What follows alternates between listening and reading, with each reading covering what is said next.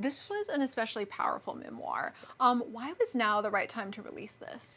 Oh my gosh. I mean, there's so many reasons why like now was the right time, but I've had so much time to reflect and kind of collect my thoughts and really process everything that happened on the show.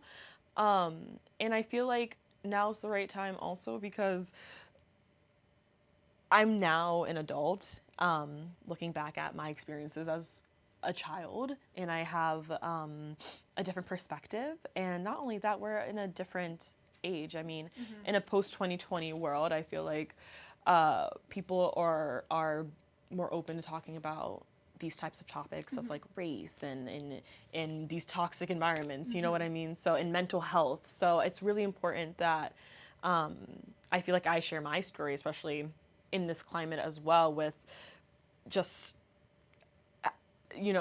books are being burned and like just the climate of everything. It's really important that we tell diverse stories, and mine is definitely diverse, and it's definitely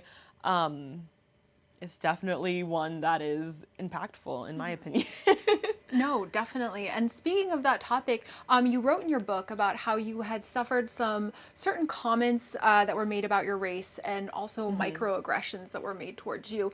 Why do you think that this topic was something that was it's seemingly glossed over in the show? Right. Well, on the show, they don't really cover too many serious topics. It's a reality show. It's supposed to be funny and kind of comical. It even feels like after the show, like it wasn't really talked about that No, much. it wasn't. It was definitely glazed over, kind of like brushed under the rug, And I think a lot of people didn't even realize what some of the microaggressions were. I mean, I did.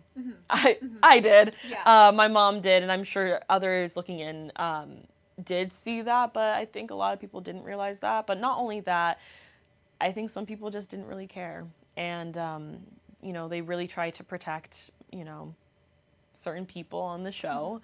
And that had an effect on me. But I think that's part of it. They were just trying to protect some of my cast members. And was talking about this topic one of the reasons that you didn't want to be a part of the reunion that happened? I think it was last year. I didn't want... I was already starting to write my book, like in the process of getting my book together when they asked me to do it, which is always nice to be asked to, be a part of something, of course, something I've been, I did for so long.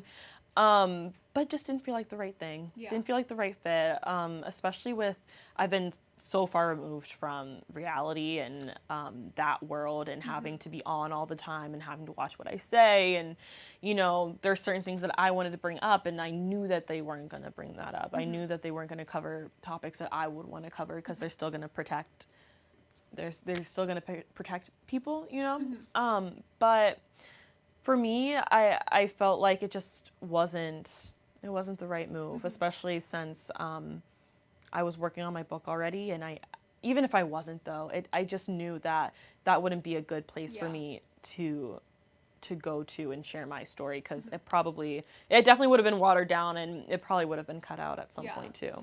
Well, in your book, you spoke on a lot of things, and you shared about a lot of things that I feel like would like shock a lot of viewers. I know as a viewer myself, I watched like the whole show from the beginning, and I feel like one thing that shocked me was you had spoke about your relationship with Gia, and I feel like on the show she was portrayed as like very nice and like kind to all the girls, but you had a bit of a different relationship with her. Yeah. Why was that something you wanted to speak out with, and how are things with her today?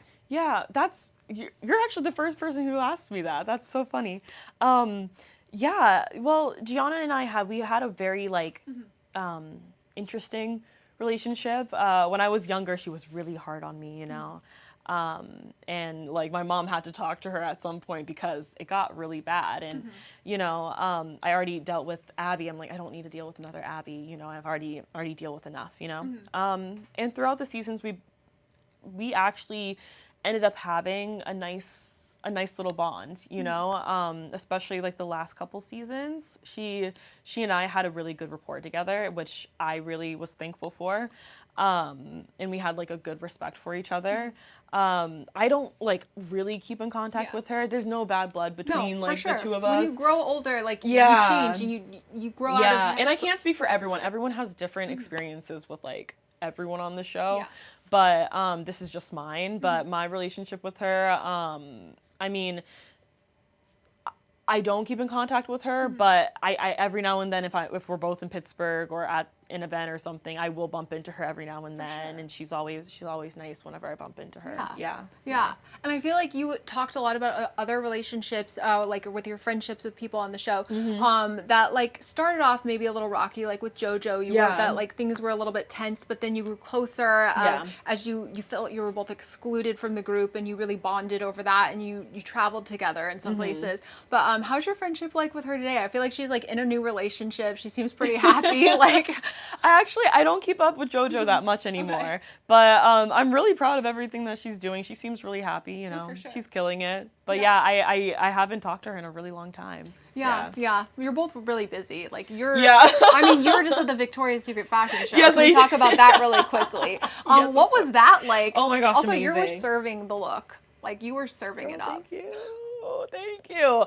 I had the best time. I work with Victoria's Secret Pink on like campaigns and like partnerships and everything. So I've worked with them for like the past year now, and I love them as a brand, and I loved what they did this year. I really do. Like the models that they chose, the outfits, like the glamour of it all. I really loved it. I thought it was a great show, and I actually had the pleasure of going last year too. So this is my second time at the Victoria's Secret Fashion Show, and girl, it was amazing. Now, when are we going to see you on the stage? I feel like we need to make that happen. We need to manifest I this. would love that. I would love that. Yes. I mean, you never know. I'm going to put it out into the universe. Please. There you go. The new Victoria's Secret angel. That would be iconic. Would love that. Now, I feel like not only that, but like you just are crushing it in life in general. One thing you talked about in the book was your decision to go to college. You went to UCLA. You graduated. That's so exciting. Thank you. Can you talk a bit about why that decision was important to you? Because I feel like from the outside looking in, like you're crushing it. Like you're an actress. You were on a TV show. Like you were on soap opera. Like, why did you want to prioritize this sort of experience for yourself? For sure. I've always wanted to go to college. Like even when I was younger, I always dreamed of going to college. Always a goal of mine. And I actually talk about in the book, like, you know, trying to decide if I want to wait a year, if I want to, what I even want to go to college for. It was a very kind of stressful time in my life, trying to figure out what I want to do with my career. Like, and if I go to school, is it going to stop my career? Is it going to, you know? But I'm so happy I went. I had a great time. I learned so much, just not like academically, but just socially and just as a young adult. I learned so much just being there on campus, meeting new people, learning about new things that I never thought that I would even be introduced to, you know, and I enjoyed it. Like I really did. And I feel like one person who's really proud of you, obviously, is Dr. Holly. Oh my gosh, Dr. yes. Holly has always had your back. Always. And you had a whole chapter in this book about your bond with your mom. Can you share a little bit about like how special that relationship is with you and Dr. Holly? Because she's like a fan favorite also. Oh my goodness. Yeah. Honestly, when people meet me, before they even say anything, they're like, I love your mom. That's like the first thing. That's like the first thing they say to me. But my mom really is my best friend. She really is. My biggest role model, my biggest cheerleader, you know, and we've just been through so much together, and through thick and thin, we truly, like, to this day have such a beautiful relationship and a beautiful bond. And yeah, like she's literally my ride or die. We spend a lot of time together. I literally talk to her like every day. She's just that person for me. She's my rock, and literally my world. So we just have had a crazy experience, and we did it together. And I'm so glad that she has been so supportive of me through everything, because there were times where she could have been like, you know what, this is like, well, there were times where she didn't want to be a part of the show anymore, and she didn't really want this, you know, she never really wanted this for herself, being the spotlight, being on TV, you know, but she did it for me, And I'm so grateful for that. And she continues to this day to just do whatever she can to help me. Yeah. And I feel like one of the reasons she was so beloved on the show was because she always like handled herself with such grace. I feel like even in the tense moments when she was getting into it with like Abby or the other moms, yeah, she always had a way to. She always held it down. She Yeah. always held it down. She really was the voice of reason, really. No, truly. Yeah, I don't know how she did it. Kept her composure and never like caught her out of character, you know what I mean? So I'm just in awe of her to this day. I don't know how she did it. I probably could not do that. Yeah, no, it seems like an intense situation to be in. Yes. Speaking of intense situations, you wrote in the book about an explosive argument that happened between your mom and Abby that it didn't make air. Why did you think that they didn't choose to air that? Oh, I think it would make her look not as likable. You know? I think it would have taken it too far. Yeah. That was one of the more shocking things I read in the book. Yes. For sure. It was never aired. Everyone was there during it, but yeah, it was never aired. And I think part of it is just because, you know, they were protecting her, protecting the show. I mean, I feel like if they would have showed that, I feel like they would have been in some hot water. Yeah. I think because it just crosses a line. Yeah. It's just unacceptable. Yeah. And even though like, and I do have to say like, I'm grateful that stuff was taken seriously at the time, but again, it should have never escalated to that. Yeah. If you could go back in time and share a message with your younger self at that time in your life, what would the message be? I would probably say to just like always keep going, you know, and everything always works out, you know, like things always get better, no matter what. Yes. Now, in another portion you wrote, and this was crazy to me, that Abby had 911 on speed dial. She threatened to call the police on you and the other girls once for not coming into the dance studio, which I was like, I mean, I could see that happening. I was like, that is like the craziest thing I've heard. Yeah. Was this sort of behavior that's something that happened more than once if she had 911 on speed dial? But first of all, can we talk about 911 speed dial? It's literally 3 numbers. Literally 3 numbers. Like, that was wild. Yeah, but I'm not joking. Like, she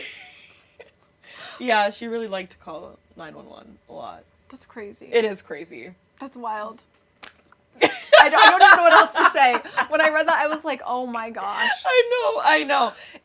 Hearing you saying it back to me, I'm like, yeah, that does sound... Like, also, what did the police say to that? They're like, could you want us to arrest these children? Like, what?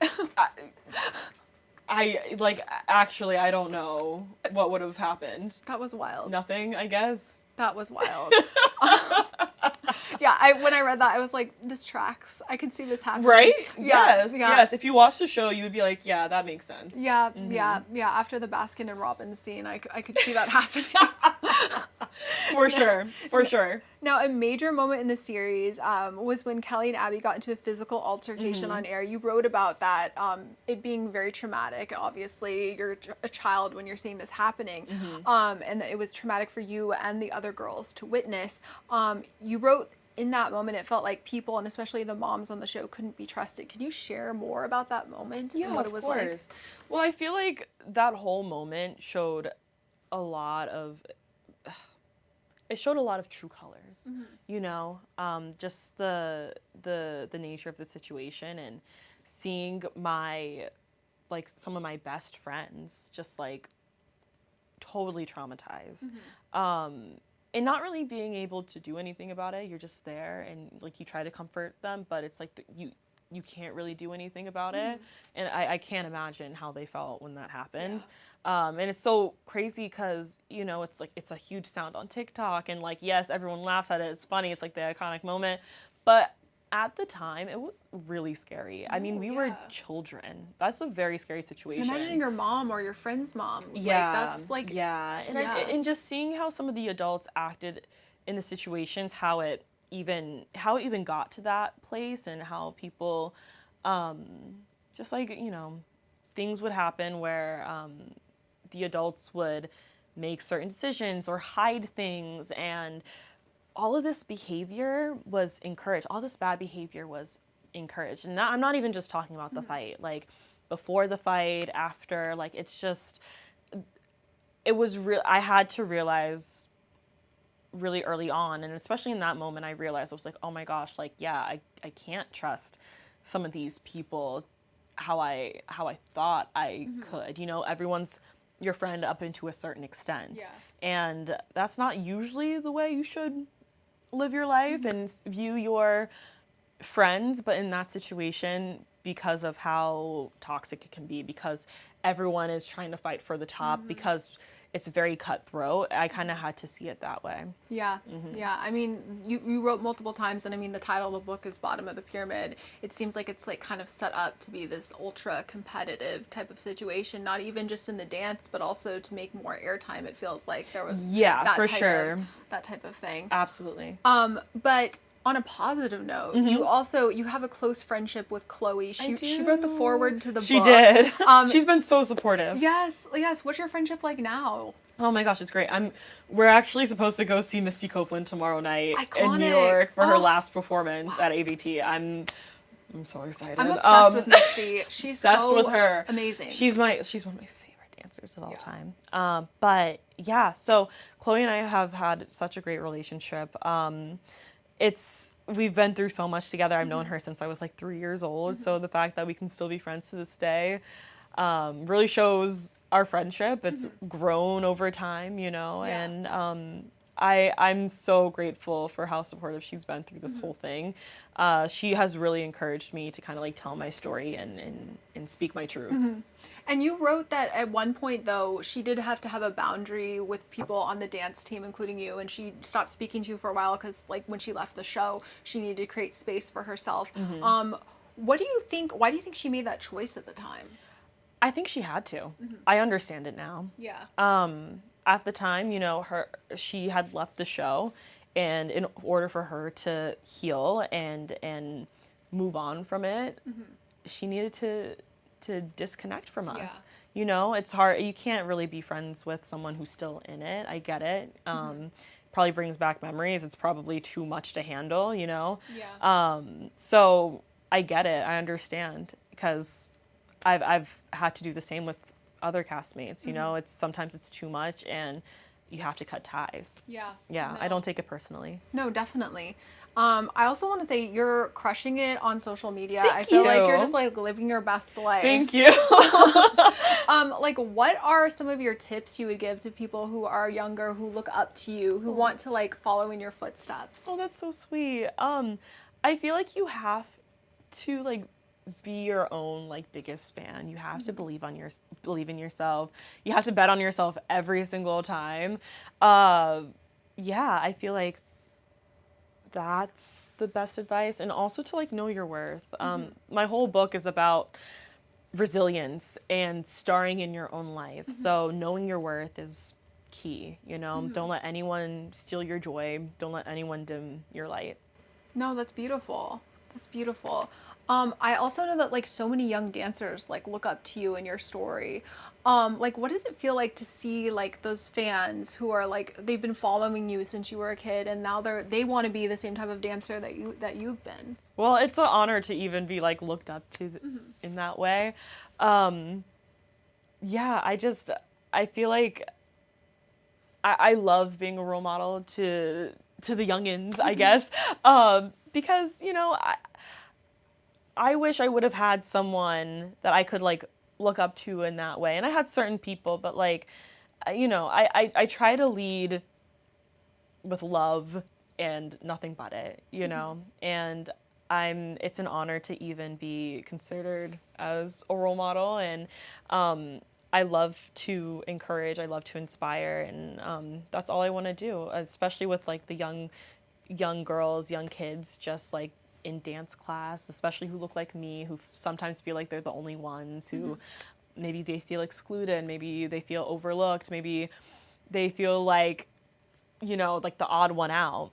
I've lived all of those lives, and I hope that I can bring comfort to some of them. Yeah, no, I think to show them that like things do get better, and you know, things always end up okay, you know.